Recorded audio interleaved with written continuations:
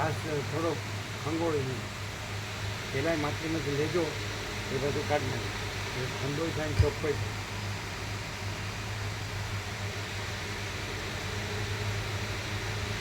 ચાલો તમે બતાડો અહીંયા બેમાંથી એકે ભ્રમને ભાર હોય તો બતાડો. એક ઝંઝટ એ ભ્રમને ભાર હોય તો બતાડો.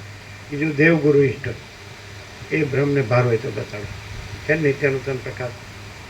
હવે તમે મંડાણા હોય બે ભ્રમના ભારથી, એક ઝંઝટના ભ્રમને ભારથી અને એક દેવગુરુ ઇષ્ટના ભ્રમને ભારથી. શાસ્ત્ર કે જે ગણતા હોય ક્યાંથી સમજાય તમને કે આ તો ઉપચાર નથી, ઉપચાર વગરનું છે એમ થાય પાછું.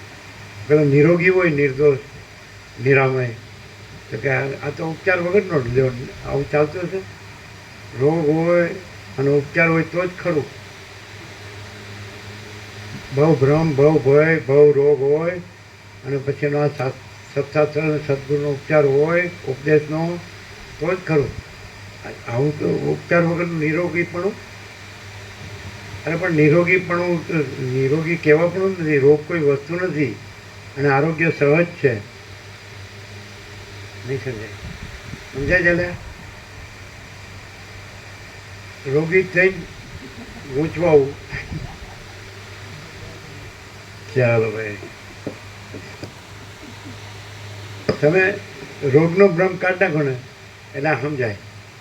તમે રોગનો ભ્રમ રાખો ને તો બધા ભ્રમ માથે ચડી બેસે. બહુ ભ્રમ, બહુ ભય, બહુ રોગ.